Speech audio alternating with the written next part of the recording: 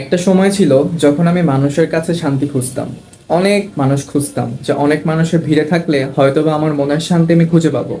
কিন্তু বর্তমানে এসে মনে হয় 2 রাকাত নফল নামাজ পড়ে আল্লাহ তাআলার সাথে গল্প করার মতো শান্তি পৃথিবীর কোথাও নাই।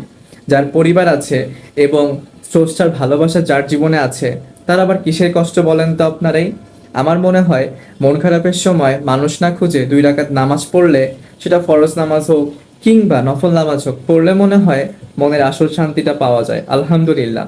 সবাইকে আসসালামু আলাইকুম। সবাই কেমন আছেন অবশ্যই কমেন্টে জানাবেন। আবার চলে আসলাম আপনাদের মাঝে অনেকদিন পর একটা ভিডিও নিয়ে। ফোনই তো নাই, ভিডিও করবোই বা কিভাবে। যাক, যে ফোনটা আছে সেটা দিয়ে টুকটাক করে একটু ভিডিও বানানোর চেষ্টা করছি। আপনারা সাপোর্ট করলে অবশ্যই আরও সামনে আগায় যাব, এইটুকুই আশা রাখছি। আজকে ভাবলাম বিকালের সময়টুকু আবারও শেয়ার করি আপনাদের সাথে।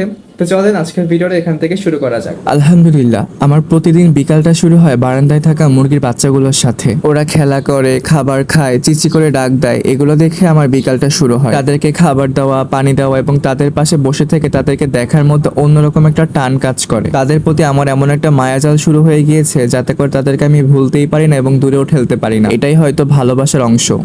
এখন ছাদের মুরগিগুলোর জন্য নিয়ে যাচ্ছি খাবার। এটা হচ্ছে বড় মুরগিগুলোর খাবার। আর ছাদে যেহেতু 2টা মুরগির সাথে বাচ্চা আছে, তাই তাদের জন্য এই স্টার্টার ফিডটা। আর তাদেরকে আমি একটা ঠান্ডার কোর্স করাচ্ছি, এই জন্য বোতলের মধ্যে পানিতে ঠান্ডার ওষুধ গুলিয়ে নিয়েছি। এগুলো নিয়ে এখন চলে যাব ছাদে। তারপর ছাদে যেয়ে আপনাদের সাথে আমার আবার কথা হবে ইনশাল্লাহ। এইদিকে দেখেন, এই 2টা বাচ্চা উঠতে পারতেছে না, এই জন্য মায়ের সাথে যাওয়ার জন্য চিল্লাচ্ছে। আর ওইদিকে 6টা বাচ্চা ঘুরতেছে মায়ের সাথে। যাও যাও যাও, এই তো উঠাই দিলাম। আর আমি তো ছাদে চলে আসছি, বুঝতেই পারছেন। এই তো আমার রাজা মশাই আমার সামনে এসে দাঁড়ায় আছে। এখন তাদেরকে পানির পাত্র থেকে পানিটা বদলাই দিব, তারপর দিয়ে দিব এক এক করে খাওয়া দাওয়া।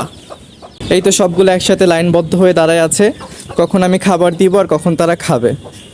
আয় আয় আয় আয়, ডাকার সঙ্গে সঙ্গে সবগুলো চলে আসে, মাশাল্লাহ। প্রথমে বড় মুরগিগুলোর খাবার দিয়ে দিচ্ছি।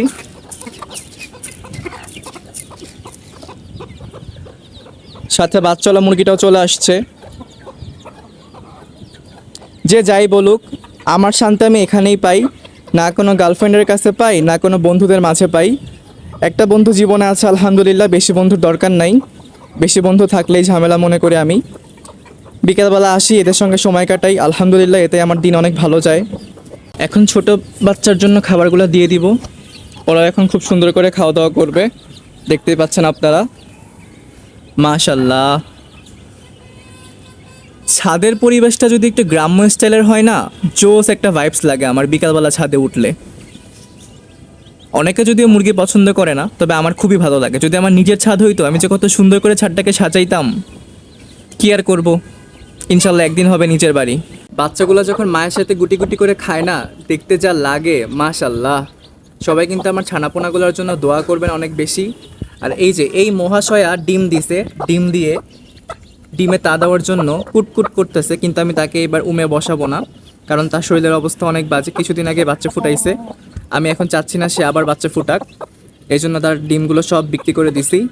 আর সে এখন একে একে ঘুরে বেড়াচ্ছে মোরকের সাথে। ইনশাল্লাহ আবার খুব সুন ডিম দিবে, দোয়া করবেন সবাই।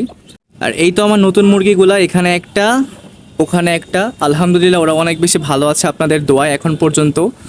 আল্লাহ তাআলার অশেষ রহমতে এখনও সুস্থই আছে।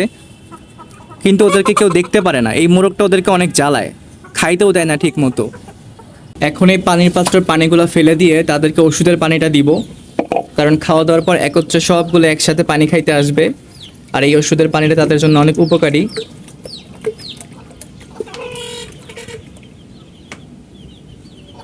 সবগুলো মুরগিকে খাবার দিয়ে আমি এখন চলে যাচ্ছি আমার ছাদ ঝাড়ু দেওয়ার কাজে। ছাদ ঝাড়ু না দিলে তো বুঝছেনই, বাসার অন্যান্য ভাড়াটিয়ারা অনেক বেশি সমস্যা করবে, এটাই স্বাভাবিক। কারণ যেহেতু আমার নিজের বাড়ি না, আমাকে এখন ছাদটা পরিপূর্ণভাবে ক্লিন করতে হবে। তারপর আমি আস্তে ধীরে নিচে চলে যাব।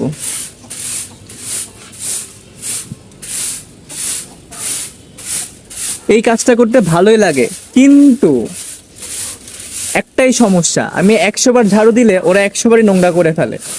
কি যে করি।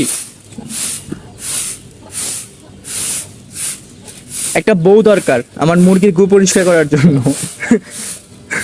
সরি, আমি খাস বাংলার মতো গু বলতেছি কেন, টয়লেট পরিষ্কার করার জন্য। যাই হোক, আমি ছাদটা পরিষ্কার করে নিয়ে আপনাদের মাঝে আবার আসতেছি, ততক্ষণ একটু অপেক্ষা করতে থাকেন। এই তো এখানে আমি পুরো ছাদটা ক্লিন করে ময়লাগুলো পলিথিনে ঢুকিয়ে ফেলেছি। এখন এগুলো বাসায় নিয়ে যেয়ে ডাস্টবিনে ফেলে দেবো। সকালে এবং বিকালে আমি 2বার ছাদ ঝাড়ু দিই, যাতে কারো কোনো কমপ্লেন না থাকে। ছাদ যেহেতু ঝাড়ু দেওয়া শেষ, এখন আমি চলে যাব বাসায় যেয়ে খাওয়া দাওয়া শেষ করব দুপুরে। এরপর সন্ধ্যার সময় এসে মুরগির গেটটা লাগাই দিয়ে যাবো এবং দেখবো মুরগিগুলো ঠিক মতো ঘরে উঠেছে কিনা। এইদিকে আমার গলাছিলা মুরগিটা খুব সুন্দর করে বাচ্চাকে নিয়ে বসে আছে খাঁচার মধ্যে, আর এইদিকে আরেকটা কালো মুরগি বাচ্চাগুলোকে নিয়ে বসে আছে। আমি বাসায় এসে ড্রেস চেঞ্জ করে হাত মুখ ধুয়ে খাওয়া দাওয়া করে নিয়েছি। এখন ছাদে চলে যাব মুরগিগুলোর ঘরের গেট লাগাই দেওয়ার জন্য এবং দেখবো মুরগিগুলো ঠিক মতো উঠছে কিনা। তো চলেন এখন ছাদে যাওয়া যাক। আমি ছাদে চলে আসছি, এসে দেখি একটা মুরগিও ঘরে ওঠে নাই, সবগুলা হচ্ছে সিঁড়ির ঘরের কোনায় বসে আছে। এখন আমার এগুলো ধরে ধরে ঘরের মধ্যে উঠাইতে হবে। আরেকটা দেখেন এখানে ঘুরতেছে। আচ্ছা, এগুলো আমি একে ঢুকাই নিই, তারপর আবার ভিডিওতে আসতেছি। এই তো সবগুলো মুরগিকে ঘরে ঢুকিয়ে দিয়েছি। তারা গরমে অনেক বেশি হাহা করে নিঃশ্বাস নিচ্ছে, কিন্তু কিচ্ছু করার নাই। এখন যদি আমি গেটটা না লাগাই, ভোর হইতে না হইতে সবগুলো মুরগি বের হয়ে কক কক শুরু করবে। এই জন্য আমি এখন গেটটা লাগাই দিব। আর এই যে এখানে একটা চাটকি আছে, এই চাটকিটা এটার মধ্যে দিয়ে দিব। শেষ কাহিনী। তারপর সকালবেলা এসে আমি মুরগি ছাড়বো। কিছু কাপড় চোপড় ছিল আমাদের ছাদে, এখন এগুলো নিয়ে যাব বাসায়। আম্মু নিয়ে যাইতে বলছে, কারণ যদি একবার বৃষ্টি আসে সবগুলা ভিজে শেষ। শুকনো কাপড় ভিজলে আবার লস বেশি, কারণ একটা ভ্যাপসা গন্ধ চলে আসবে কাপড় থেকে। এই জন্য সবগুলো কাপড় এখন নিয়ে যাব বাসায়। আর আমার রাতের ক্যামেরা অনেক বাজে, তো কেউ কিছু মনে করেন না, একটু মানায় নিয়েন, ঠিক আছে? এত কাপড় নিয়ে নিয়েছি। এই মুরগিগুলো সবগুলো জায়গা মতো চলে গিয়েছে তাদের, আর কোনো সমস্যা নেই আলহামদুলিল্লাহ। আজকের ভিডিওটা এই পর্যন্তই। সবাই ভালো থাকবেন, সুস্থ থাকবেন, আমার জন্য দোয়া করবেন। দেখা হবে নেক্সট কোনো ভিডিওতে ইনশাল্লাহ। আল্লাহ হাফেজ।